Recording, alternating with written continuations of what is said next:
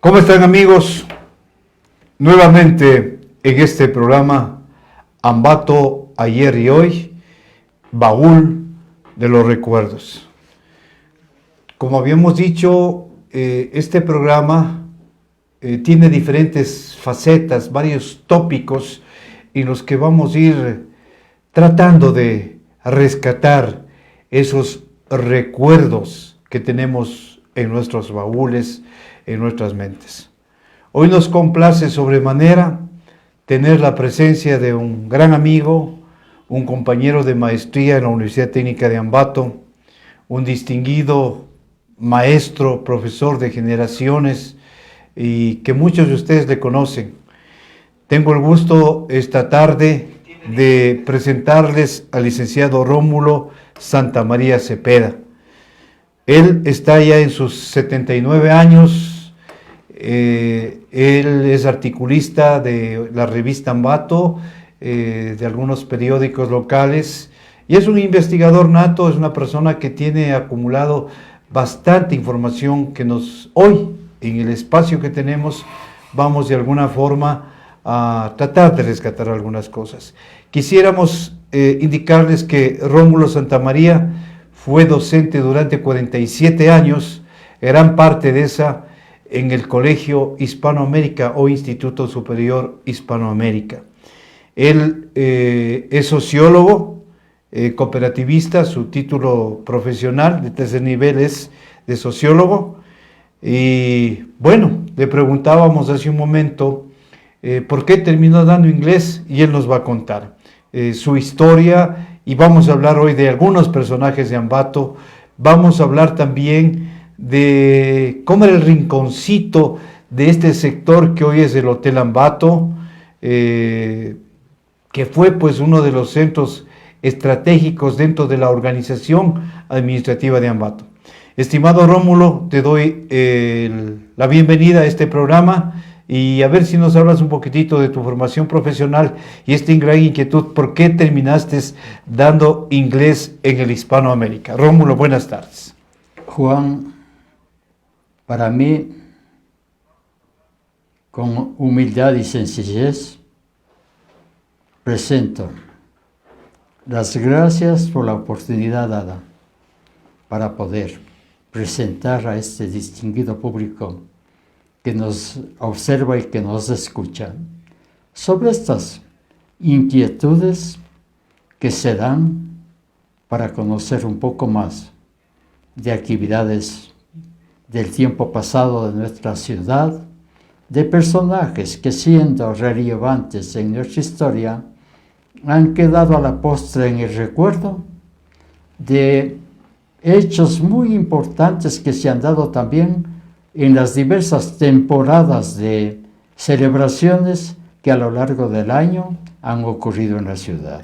Un poquitito háblanos de ti, ¿cuál fue tu formación? Algo ya dimos el antecedente, pero tú nos explicabas antes de cámaras, ¿por qué terminas dando inglés en el Hispanoamérica? Bueno, básicamente yo fui alumno del Liceo Municipal Juan Montalvo, luego bachiller en Humanidades Modernas en el Colegio Nacional Bolívar. Graduado ahí, voy a iniciar mis estudios en Quito de ingeniería química. Hubo algunas situaciones de índole económico muy difíciles de superar en mi familia y tuve que dedicarme a la docencia, que no sé qué me llevó. El inicio de esta parte de mi vida lo inicio en Patate, que es mi tierra natal, hermosa tierra natal, como profesor sustituto de un señor Germán Carrillo. Me formó ahí, me formó más bien dicho el señor Rómulo Gavilanes, director de la escuela Benjamín Araujo. Pero no tenía un destino fijo para convertirme en maestro. Entonces, logré que la Dirección de Educación me nombre director de la Escuela Antonio Carrillo de San Vicente de Picaijo. ni iniciaba mi carrera y me dio la dirección de esa escuela con una persona subalterna que trabajaba conmigo, 3 grados esa persona y 3 grados yo, una escuela incompleta. Pasé luego a la escuela Cristóbal Vela de Picahigua por insinuación de don Moisés Sánchez, abuelo del señor alcalde de la actualidad. De allí me convenció el señor Jorge Gómez que para comodidad de mi señora que trabajaba en Totoras y le ubicaba en Pincho tierra de ella, yo acepté el cambio a la COM. La COM, ustedes conocen, está en la parte alta de Pincho. Estando trabajando allí, me cupo la suerte de haber sido becado a la Universidad de Maryland, primero a un campamento de formación cívica, se llamaba Encampment for Citizenship. Es donde reforcé mis estudios de inglés que los había adquirido en el Centro Ecuatoriano Norteamericano de Ambato. Trabajando ahí solo, con 80 niños y manejando 6 grados, recibí la noticia y la invitación de la señorita Raquel Ábalos Ortiz, distinguida rectora del Instituto Tecnológico Superior Hispanoamérica, quien personalmente, exclusivamente, me vino a invitar a que trabajaría en el Instituto Hispanoamérica, entonces colegio, de manualidades para que sea yo la persona que tome a cargo la cátedra de inglés, tomando en cuenta pues que la beca que se me dio me destinó a la Universidad de Maryland, donde obtuve lo que se llamaba en ese tiempo el Master's Degree. Obtenido el Master's Degree en College Park, regresé a mi tierra a servir en esta escuela que había yo dejado hasta graduarme en Estados Unidos, cerca de Washington. Estimado Romulito, ¿cuántos años estuviste en el Hispanoamérica? Bueno, en el Hispanoamérica... Porque eras un ícono dentro de las estudiantes del Colegio Hispanoamérica. Bueno, te digo que llegué a tener mucha aceptación, entendimiento y una muy buena relación con las señoritas estudiantes que me ponían a cargo. ¿Recuerdas cuántos años estuviste ahí? Yo trabajé en el Hispanoamérica 37 años. Son 37 años, 37 generaciones del Hispanoamérica que con toda seguridad hay muchas de las personas que nos están viendo. ¿Por qué te comento? Esto se publicitó tu presencia el día lunes en la página Ambato ayer y hoy. Y creo que tengo una buena cantidad de personas. Me gusta y estoy con toda seguridad de esas personas. Muchas gracias por dar esa aceptación a este amigo nuestro, profesor que fue de ustedes. Señoras hoy, muchas que estarán en todo el mundo. Ahora sí, continuemos, por favor, con lo que te corté, disculpa la interrupción. No te preocupes. Entonces sí, y el por qué entré de profesor de inglés ahí y nunca tuve título de profesor de inglés, porque yendo a estudiar en Estados Unidos, mi inglés, el aprendido aquí en el Centro Ecuatoriano, era aceptable, pero perfeccioné obligadamente con las clases que nos daban solo en inglés. Esa fue la razón porque seguramente llegó a oídos de la señorita rectora y me vino a buscar para que de la CON vuele a Hispanoamérica. La CON está en las faldas de Pilisurco. No es tanto. Y de ahí un empujoncito de esos bien grandes y fornidos para llegar a Hispanoamérica. Yo muy joven, de 24 años, profesor de Hispanoamérica. Vean, queridas exalumnas, aquí tienen a su maestro, ya está hoy en 79 años. Ahora sí vamos al tema. 79, disculpa. 79 años, te estoy haciendo un poquito más jovencito, mi estimado Rómulo. Muy gracias, muchas gracias. Ahora Dale. vamos al tema. Tú prácticamente eres un investigador. Hemos tenido la suerte de tener acceso a tu biblioteca. Realmente uno se queda impactado de ver tanta información que tienes tú, lo que has recopilado. Prácticamente eres un investigador, un historiador nato que trasciende algunos artículos de su investigación en una revista, en la revista Ambato del licenciado Rosas, del doctor Rosas. Tú estuviste participando la semana anterior, el viernes de la semana anterior, en las jornadas sociales que organizó la Casa de Montalvo. Y topaste un tema bastante interesante. Aquellos personajes, aquellos íconos de la ambatenía que también hicieron ciudad. No solamente hacen ciudad aquellos que están ubicados en un trabajo fijo o alguna cosa por el estilo, sino aquellas personas que a diario las encontramos en la calle. Desde su sitio están haciendo ciudad, nuestro Ambato. Tú topaste dos o tres personajes que quisiéramos que un poco a nuestros amigos de este baúl de recuerdos nos lo cuentes. Hablemos del Mudo Romero, hablemos del Torero González, hablemos de la Pildorita. A ver si nos hablas de eso, estimado Rómulo. Juan, es un privilegio para un hombre del pueblo enfocar como individuos y personajes de nuestra ciudad a personas humildes, sencillas, que con sus acciones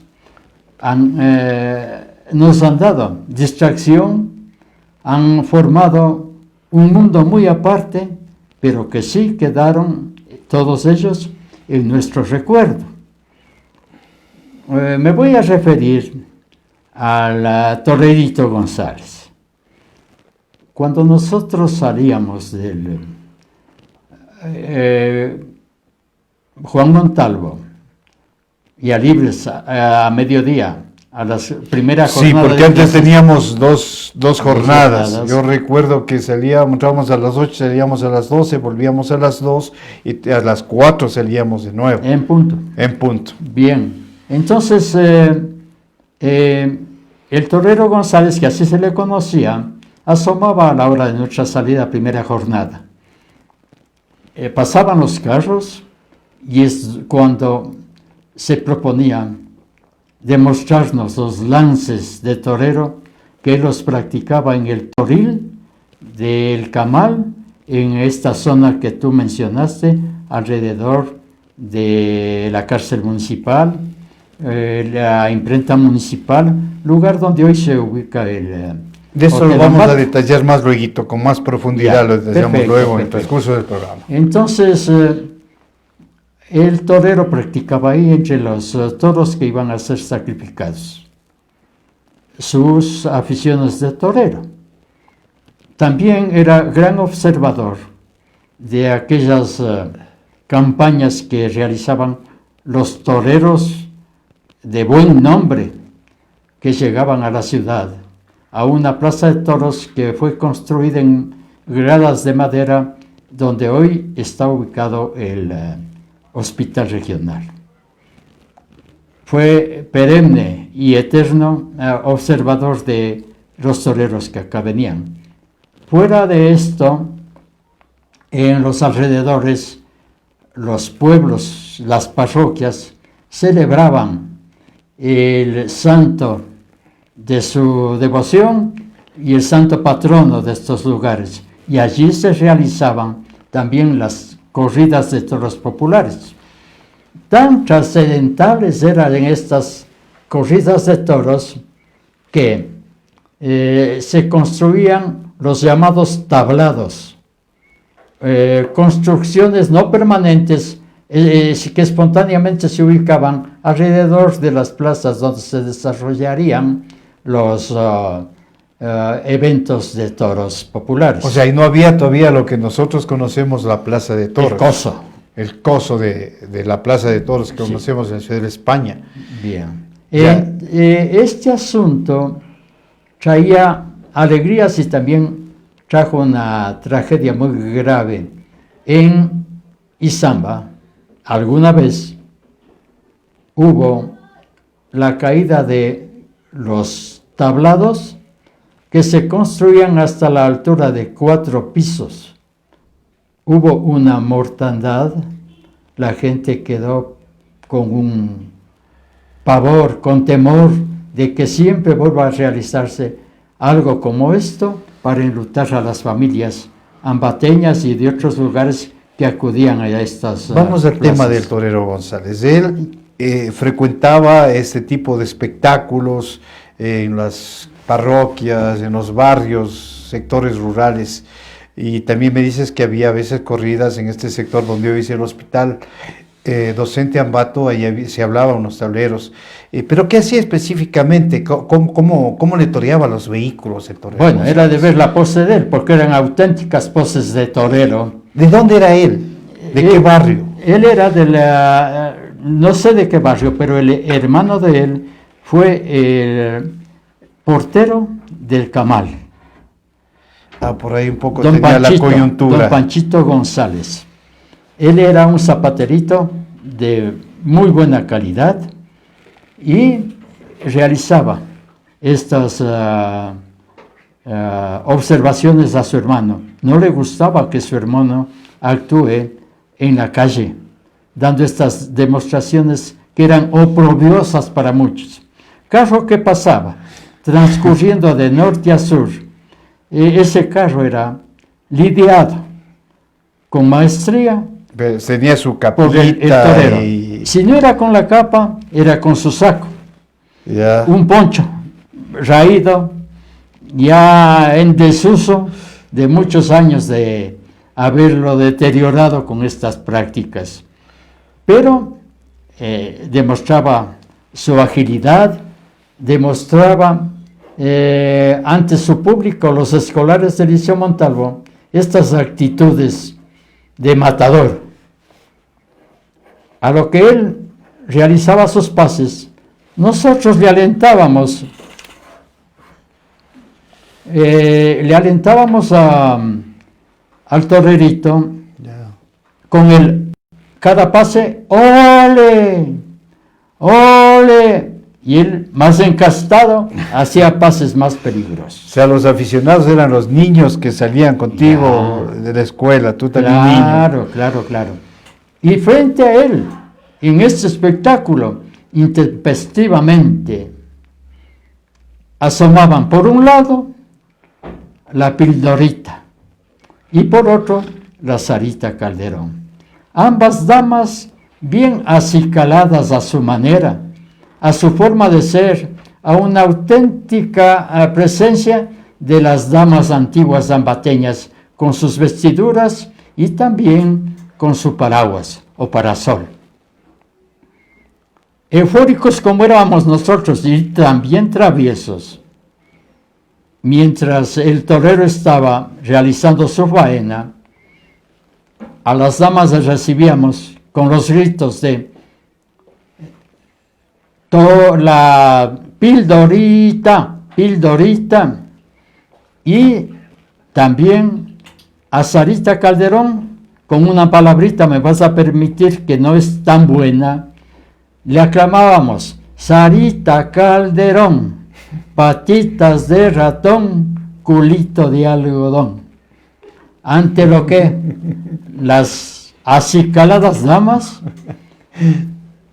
se ponían de sí furiosas, de hecho furiosas, y más Sarita Calderón abría su cartera en la que había llenado con piedras pequeñas y en forma de defensa ante estos hechos oprobiosos de nuestra parte, nos contestaban tanto la Sarita como la Pildorita con una lluvia de pequeñas piedras que para nosotros no nos hacía ni mella, pero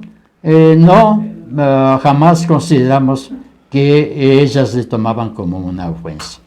Estos tres personajes casi siempre Indica desde el andaban sector igual. más o menos, hay mucha gente que nos observa en el mundo, algunos ya se habrán olvidado de Ambato. ¿Era por el sector de dónde? Ya.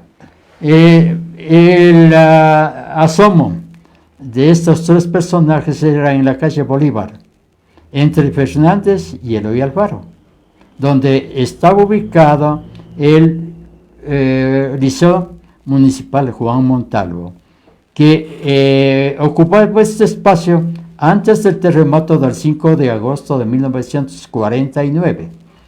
Cuando ocurre el terremoto del 5 de agosto de 1949, queda un poco destruido, casi por caerse, el edificio de Liceo Montalvo, una casita antigua de chahuarqueros y de carrizos. Bajaré, que tú conoces en términos... Ya. Estos personajes son después del terremoto. Sí, después. Ya. ¿Por qué? Porque frente a la calle estrecha, que no era de la amplitud suficiente para realizar una faena de toreros, buscaban, antes del terremoto, ellos un espacio para sorprendernos con su presencia. Pero el Liceo Montalvo pasó de este sitio a funcionar en lo que fue el hospital. Ya. Sí. De hecho, en cualquier lugar donde se presentaban, ellos llamaban nuestra atención, y no solamente nuestra atención.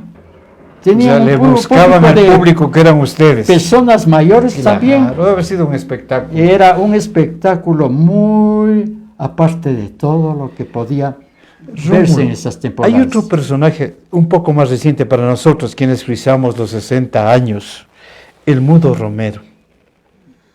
A ver, rememoremos a este personaje. El Mudo Romero. Verás, el Mudo Romero viene de San José de Huachi, el espacio que ocupa ahora la carretera que nos lleva a Tizaleo. Ya. Bien. Llega, no se sabe ni por qué ni cómo, al centro de la ciudad de Ambato, sordomudo. ¿Qué sabíamos por qué venía? Ni nadie conocía cuál la razón le trajo acá. Se establece ahí y se gana la voluntad de las personas que ocupaban el espacio de la calle Mera hasta la calle Castillo, más o menos, entre Sucre y Bolívar, incluyendo al Parque Montalvo.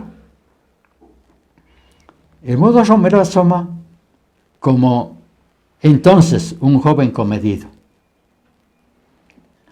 No hablaba, pero sus señas nos decían mucho. Muy capaz de hacer lo que quiera, especialmente pintar casas.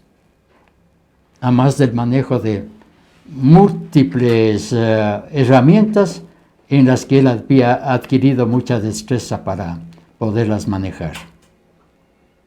El Mudo Romero, amigo de quienes permanecían todo el día ahí, los señores taxistas del Parque Montalvo, que fue el primer control de taxis que asomó en Ambato. El número 1. El número 1. Ellos eran los tipos elegantes, los taxistas. Los carros más modernos. Ya, los carros más modernos, que si eran modernos y los tenían bien nítidos, bien pintados, bien mantenidos. Y de lo que cuidaba el Mudo Romero, el mantenimiento, que el taxi debería estar con suficiente cantidad de combustible, con suficiente cantidad de agua, suficiente cantidad de lubricantes y funcionando perfectamente. Él abrillantaba con mucho cariño y era de ver cómo acariciaba, no es que pulía, acariciaba el vehículo con mucho cariño.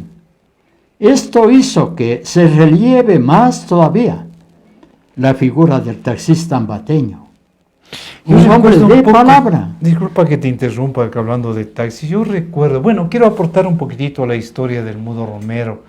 De alguna forma hubo una relación, una hermana de él era casado con un tío abuelo mío. Ah, ya. Sí. No sabía. Ella vino, no sé por qué razón y en qué situación. Ella trabajó en el famoso Hotel Nacional.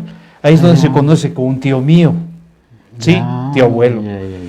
Entonces, de alguna forma yo le tenía presente, primero por la pinta que él tenía, era suco, era gato. Yo quería alto. resaltar esto, discúlpame Juan, sus facciones. Pues el pelo abultado, pero no muy abundante como ahora cualquiera lo hiciera. La barba espesa. Lo hacía de Era Papá Noel. objeto de ser el modelo de los fotógrafos de entonces. Los fotógrafos se tenían como modelo para tomarles fotos, ampliarlas y ubicarles en lugares distinguidos para llamar la atención de los clientes, de otras personas que querían observar la figura del Mudo Romero plasmada en estas gigantografías, se diría ahora. El caso de El Álamo, el salón distinguido de primera en Ambato, hasta el día de hoy. el primero en estar ubicado en las paredes, el Mudo Romero. El Mudo Romero fue un símbolo de Ambato, muy amigo de los sacerdotes de la catedral. Deberías haber visto vos cómo se comunicaba el Mudo Romero con sus señas y ahí no había la lenguaje. contestación de los sacerdotes, que igual se expresaban en las mismas señas mutuamente y también se entendían con él. Ahí un poquitito ubiquémosles a nuestros amigos del Álamo. El Álamo ya tiene más de 40 años. ¿Tú creo que sí? Mucho tienes más. un reportaje? Mucho Unos más. 50 años. Mucho más. La Ellos- familia Grove. Ellos estaban ubicados en donde hoy es el sector de la Botica Sudamericana. Ahí me parece que era No, bueno, en cierta forma, después cuando fue el Álamo, el señor Grove, papá, Ya. suizo, se ubicó al lado del Salón Ambato, que era frente a la catedral. Ya. Puso un restaurante. Ahí eran los juegos de pinta, donde los ciudadanos de buenos recursos económicos pasaban divertidos su tiempo con altas apuestas y con apuestas tales que ellos decían podían rifar hasta sus mujeres como perdedores. Esta familia, Vean, amigos, cómo la pasamos familia en las historias. Grove, Ya. absorbe en cierta forma la figura del Mudo Romero, dándole cariño más que nada. Claro. Al Mudo Romero, el Mudo Romero, con sus acciones de atención, de ayuda a la familia Grove, se gana este cariño y la familia Grove le ayuda con el sustento diario, Claro, le le ayuda daban un con cuartito, le lugar, daban un hospedaje. Yo me exactamente. acuerdo, ahí Ya, un cuchito. un cuchito, yo me acuerdo. Se ganaba un cuchito para poder pasar su vida. Fue tan querido por esta familia. Y al fin, pues, el Mudo Romero, que sentó raíces profundas en la sociedad ambateña, fallece. ¿A dónde se irían sus ilusiones? ¿Cuándo serían realidad? ¿Qué habrá querido él lograr en su tartamudez? Pero sí logró calar con mucha profundidad esta permanente, Es un ícono este de Ambato. permanente recuerdo de los zambateños que llegamos a querer muchísimo. Ya, Claro. cuando comienza a llegar esta moda nueva del Papá Noel, él fue el primer Papá Noel. Él apareció en donde se hacía en este sector de la Catedral de los Inocentes. Claro. Si Él, quieres voy a eso. él se viste de Papá Noel. Sí. Y después ya prácticamente para las fotos y todo, le buscaban a él porque tenía la pinta de Papá Era Noel. el modelo. Era el modelo del Papá Noel. Ya. Yéndome a estas circunstancias que ya están próximas a celebrarse en la ciudad, el Parque Montalvo primero, luego el Parque Ceballos y después el Parque 12 de noviembre, son los centros de permanencia de muchas personas asiduas a los juegos estos de azar, como la ruleta, los naipes, los dados, el bingo que se le llamaba la quina, la Sí, ruleta recuerdo. del señor Basurto, que era una rueda grande de madera con clavos y una flecha que hacía que esos clavos frenen a la ruleta Y nunca nos en determinado número que era el premiado.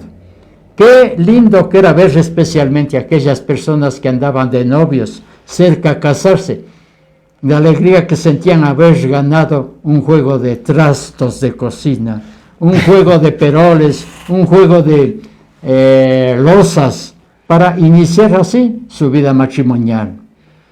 Esta era una clásica forma de celebrar la Navidad, a más de que se jugaba el chulo.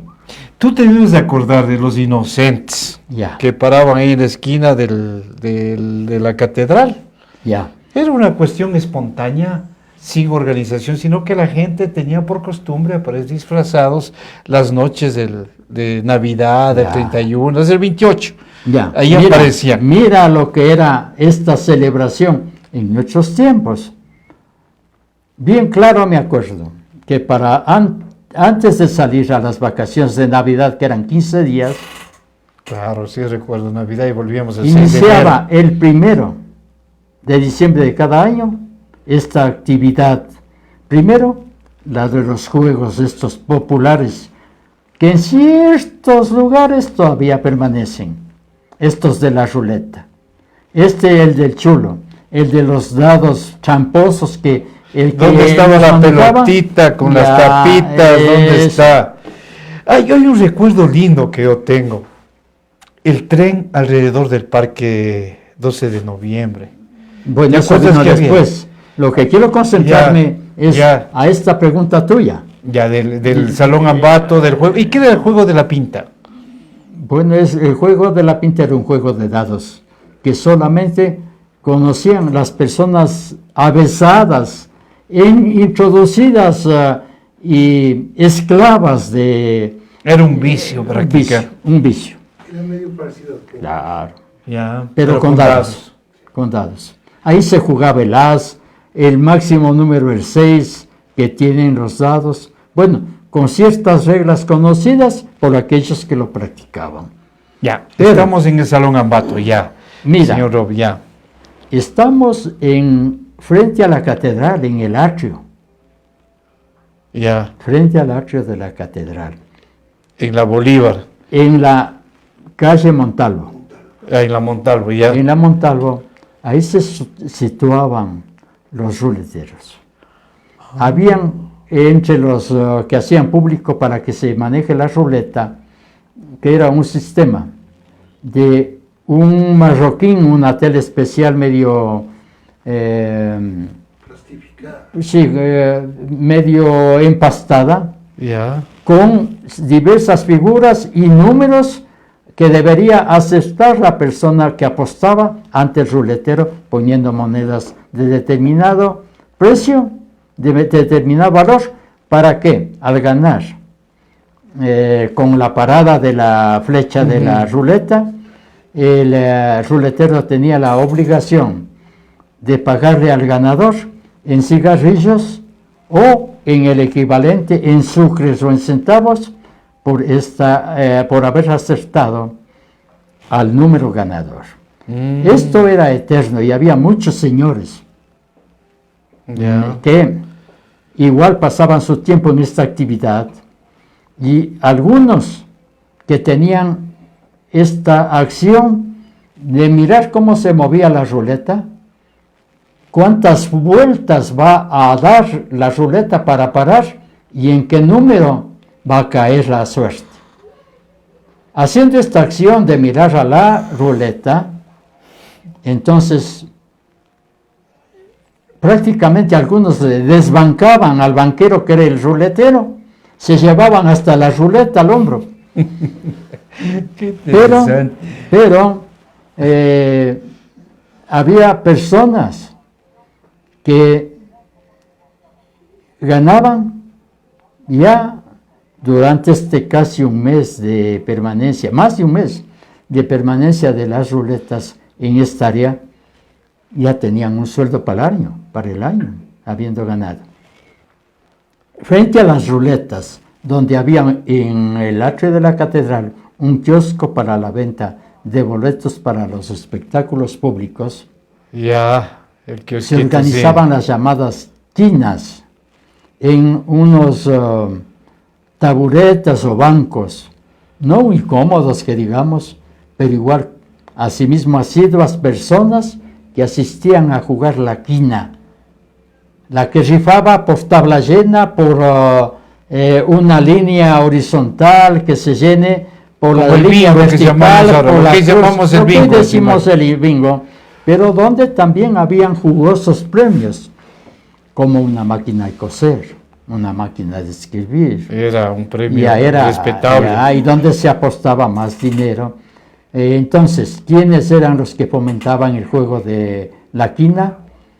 Ponían precio y ponían el tipo de acción que se iba a dar para que se desarrolle el juego de la quina en las formas que se diga. Rara vez se rifaba el dinero colectado.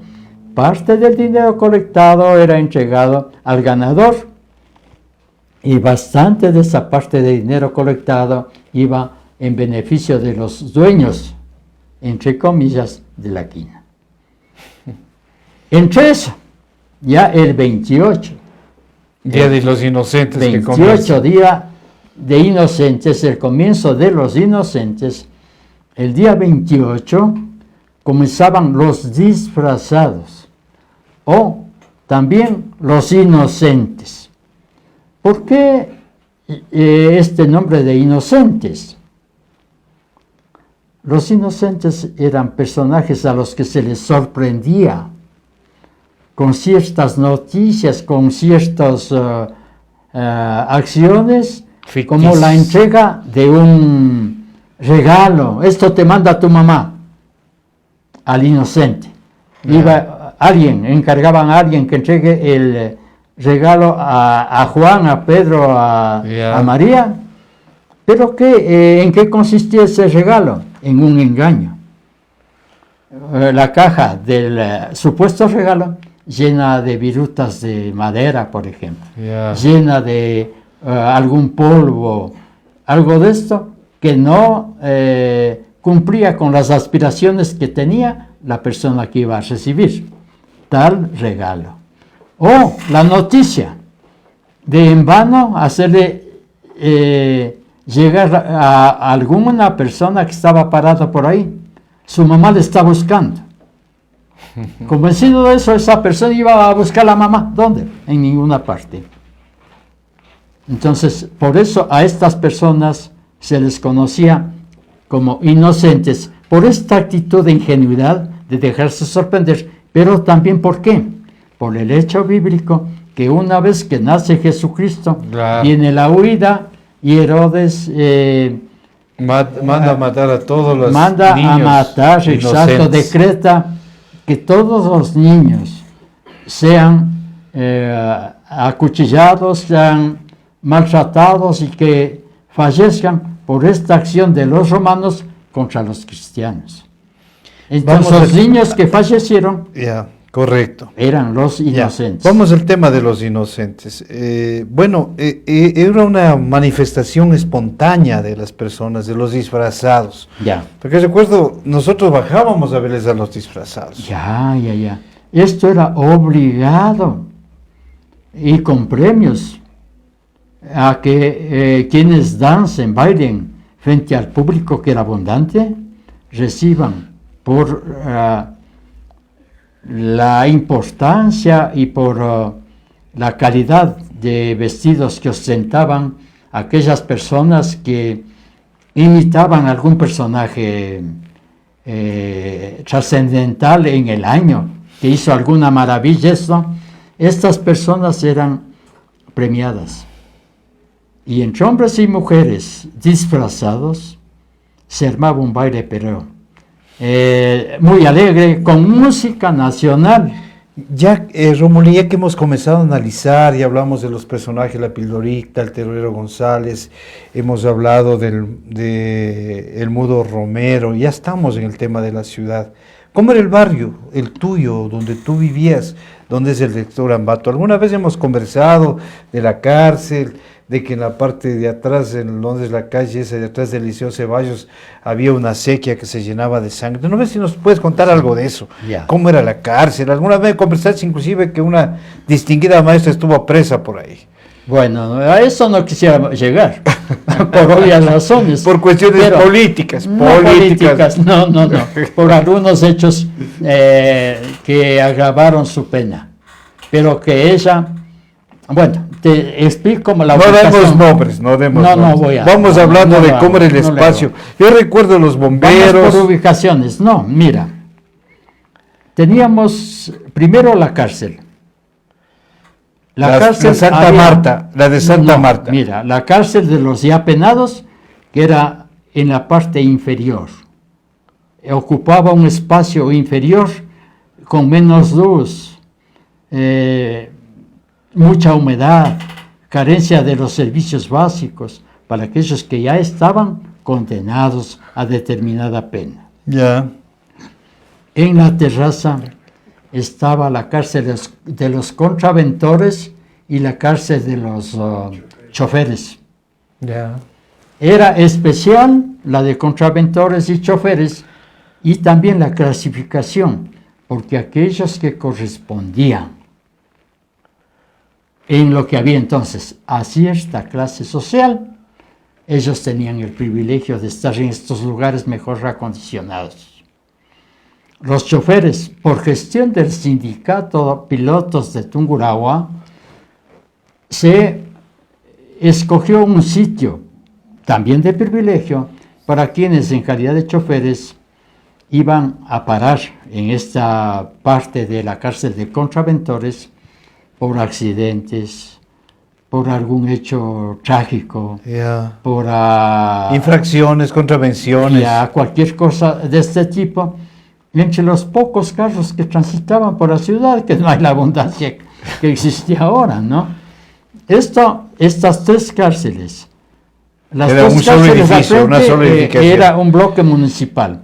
Ya. La parte frontal hacia la calle Guayaquil Ya. ocupaba en el inferior la de juzgados, penados, penalizados. En la parte de la terraza, ya digo, contraventores. En la parte posterior, hacia lo que da al Liceo Ceballos, Ya. existía la cárcel de mujeres, donde esta dama, una vez que es penada, ingresa. Política, por política, no por cuestiones. Bueno, no tanto por política, por otras situaciones muy penosas. Ingresa ya y es penada. Pero que para evitar el largo periodo de tiempo que debía haber Ya permanecido estamos allí, hablando de la señora. ya, bueno, Ya. Haz- No queremos ata- el nombre. ata cobijas y ata sábanas y se bota al barranco que daba sobre el lugar donde se guardaban los toros que serían sacrificados en el camal que estaba en la parte frontal del frente a la cárcel, Ya. hacia el lado occidental de la cárcel. Ya. Bien. Correcto. En ese mismo espacio había el sacrificio de ganado vacuno, lanar, porcino, y hacia el lado izquierdo de este lugar oriental existió la imprenta municipal. La imprenta municipal se encargaba de la producción de todos los que eran formularios que manejaba el municipio para cobrar impuestos, para Timbres dar y todas órdenes, esas cosas, y a tantas cosas, a más de la impresión de los libros más importantes de los Juanes zambateños o de personajes de relevancia en el transcurso de la historia de esta ciudad. Aclárame de Santa Marta, ¿qué era? ¿Por qué les llamaban clase? Yo Ya. hasta cuando cambiaron, me acuerdo que era, vamos a Santa Marta. Ya, Santa Marta era el lugar donde digo que se asilaban las mujeres que habían O sea, era la cárcel de alguna mujeres de Santa Marta. situación y que eran condenadas. Santa Marta era la patrona de ese lugar y ya. había una urna con una pequeña estatua de Santa Marta a la que le hacían reverencia a las personas, Las reclusas, mujeres, ya. las reclusas. Ya. El otro tema, en esa esquina había los bomberos. Bueno, no los bomberos, después los bomberos. ¿Y qué era Ahí entonces la había esquina? hubo una plazoleta. Esta plazoleta fue para dar comodidad al estacionamiento de quienes visitaban la cárcel, a los autos, a los camiones que transportaban la carne hacia las carnicerías, y, a quienes utilizaban cualquier servicio que Era un estaban parqueadero prácticamente, establecidos era un parqueadero. en esta parte que ubicaba a estos sitios. También en algún sector, al lado del Camal, entre el Camal y la imprenta municipal, la banda municipal hacía la práctica de la música que tocarían en los desfiles, en las retretas, en los espectáculos públicos, para llamar la atención del público y que el público se interese a intervenir en los actos públicos, o también que el público actúe conjuntamente Una cosa con la banda. concomitante a esto. Los carabineros, ¿dónde es el Eugenia Mera ahora? Leí algo de que ahí había de los carabineros, Ya. uno de los primeros cuarteles o alguna cosa de Los carabineros eran personas con grado militar que no era hacían la las policía. veces de policía. Ya. Hacían las veces de policía. ¿Por qué carabineros? Porque no existían las armas sofisticadas que hoy existen. El arma máxima que usaban para defensa era la carabina. No era el fusil, que era un elemento de defensa más peligroso, era la carabina. Los carabineros existieron en el lugar que tú dices, Ya. pero también cerca a la Plaza Urbina, donde fue el cuartel de policía. La policía, eso sí me acuerdo yo, Sí. porque estudié en la escuela de al lado, en la Luisa Martínez. Ahora, la casa del señor Soria, tú tenías una historia de la casa, de la otra Bueno, a esquina. ver, te digo que la calle Tú fuiste Guayaquil, testigo de, claro. que nace de ahí y va a terminar en la Plaza Urbina, tú conoces. Esta era una calle con historia muy especial. En la mañana, el día lunes, comenzaban a asomar los campesinos y los indígenas, pintando de color la calle con sus ponchos. Arriando ganado, montados en caballos, la carga traían en machos, en yeguas, en asnos. Y los asnos, Bajaban quizá pinchas, de pasas, todos los todo sectores circundantes, cruzaban por la calle Guayaquil. hacia la Urbina, que era el Plaza principal Urbina, centro de que comercialización. era el centro de comercialización de ganado y de papas y también de ajo. El ajo traído también de los lugares circundantes a la Tradicionales. ciudad. Ya. Esta calle fue importante porque donde tú dices, en el sitio donde funcionó Ya. el cuerpo de bomberos, ese sitio fue la casa propiedad del doctor Ernesto Miño, quien auténticamente es fundador de la Universidad Técnica de Ambato. Él organiza el Instituto Superior de Contabilidad con Wilfrido Cáceres, Estuardo Albuja, César Molina, para que en base a ellos este instituto se desarrolle formando contadores Ya. de alto conocimiento, y este elemento Ya. sirve ¿para qué?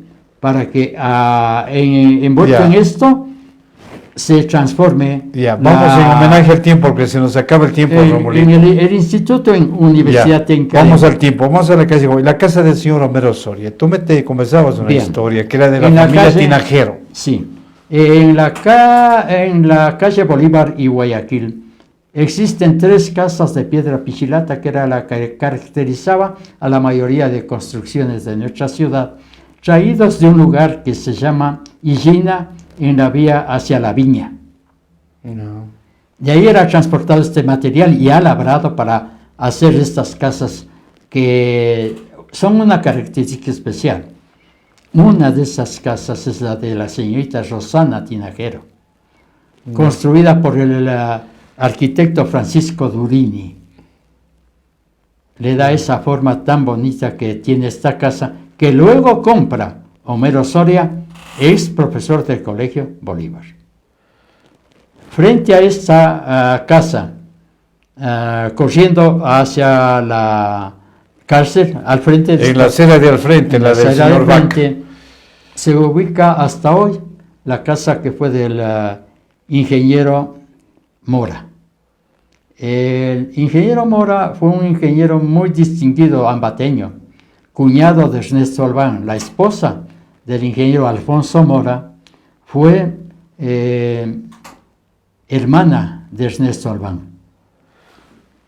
Y si tú quieres más detalle de esta esquina, tenemos al frente la casa de administración de la Universidad Indoamérica. Claro, las dos casas que están ahí de la familia Urbina. De José Julio Benítez. Y más abajo, pero de la señora Urbina, ahí tenemos la casa de la primera aviadora de la señora Urbina, donde ya, ahora es bueno, la Roca. esto más abajito, verás. Ya. Ahora, ¿qué ocurre? Que al lado de la casa de José Julio Benítez era la casa del señor Briones. Él fue el esposo de la primera aviadora. Tú también. Podemos hacer una pequeña síntesis, sí. Hija de este señor, don Rosendo Briones, se casa con la señorita Hermelinda Urbina, quien es la primera aviadora ecuatoriana. El señor Briones se enamora de la señorita Hermelinda, y ambos van a vivir en los Estados Unidos, donde Hermelinda forma el grupo de las 99ers, un grupo de damas que, a más de ser simplemente pilotos de aviación, también hacían prácticas de maromas, de piruetas en el aire. Esta damita, que en la revista Ambato digo Hermelinda Mujer Linda, esta damita tuvo mucho amor a su ciudad, pero hizo su vida más en Estados Unidos y fallece en Toronto porque tiene hasta hoy una hija médica. Ya, volvamos a las casitas ya de Hermelinda. En la charla que diste en la casa de Montalvo vimos un poco más detenidamente el tema. La casa donde es del ingeniero Vaca del Cóndor, la fábrica del Cóndor, ¿esa casa también es la que hizo el ingeniero Alfonso Mora? ¿Cuál? ¿O no? La casa que hoy es la Corporación Financiera Nacional. Ahí vivió Carlos Fernando Vaca, era claro, casa de, él era de ellos. Después claro. Alcides Mosquera, no sé de quién sea ahora dueño. La Primero fue corporación. Alfonso Mora. De esa casa, de esquinera. Esa casa. Ahora, José Julio Benítez no hizo construir la casa, no. Esa casa la compró ya hecha. La de al frente. La de frente, ya. la que es la Departamento de Administración de la Indoamérica. Esta calle, la calle Guayaquil, en este espacio que va desde la plazoleta que era de los bomberos, ya. dirigiéndonos a la Plaza Urbina, 2 cuadras desde la plazoleta hacia la Plaza Urbina, fue el sitio donde nos formamos nosotros y donde se formó el dúo Miño Naranjo. El doctor Ernesto Miño ve en sus hijos la habilidad de poder interpretar la música nacional con su divino canto, les motiva, les incentiva, y cuando tiene que por algo, por su función pública acá de ministro de Agricultura, el doctor Ernesto Miño, trasladarse a Quito, ahí los hermanos Miño Naranja prácticamente comienza su vida artística definitiva. Bueno, mis queridos amigos, tenemos mucho que conversar. En otra ocasión invitaremos nuevamente con muchos tópicos. Es prácticamente una enciclopedia, es un baúl de recuerdos vivientes, porque él vivió, sintió desde su niñez todas estas historias que les hemos conversado. Hoy nos hemos focalizado en la calle Guayaquil, en el centro de Ambato. Muchas personas de ustedes, amigos, tendrán también historias de sus barrios, de cómo nacieron los barrios, de cómo se formaron esos barrios. Les invitamos que se contacten con Ambato ayer y hoy, y podemos tenerles aquí para que nos cuenten sus historias. Romulito, tus palabras de despedida, el tiempo se nos ha agotado, pero te comprometemos para una próxima ocasión tenerte nuevamente en este espacio Baúl de los Recuerdos. Juan, con todo el respeto que guardo a mis ex compañeros de maestría y amigos de siempre y de toda la vida, quisiera decir algo que dijo Remigio Romero y Cordero, excelso poeta ecuatoriano. Nunca busco palabras para disfrazarlas de calidad, para mejorar la expresión. Voy directo, y Remigio Romero Cordero dijo: al pueblo se llega mejor con el verso, usando palabras que comprende el pueblo. Palabras tan lindas como el pan moreno, que expliquen y digan claros los conceptos. Hay que hablar claro al pueblo para que nos entienda. Y creo que esta metodología hace que nos podamos transmitir estas inquietudes mutuamente. Y al tiempo que estamos, hay algo que nos decía siempre y nos recitaba toda la vida doña Clemencia de Caicedo. Huambras, no se olviden nunca de esto, nos decía doña Clemencia, nuestra maestra de gramática en el Colegio Nacional Bolívar. Francisco Quevedo Villegas dijo estas expresiones: en tiempo de las bárbaras naciones, colgaban de las cruces los ladrones, pero ahora, en el siglo de las luces, del pecho del ladrón cuelgan las cruces. Con estas frases terminamos, amigos. Hasta la próxima semana en un nuevo Baúl de Recuerdos.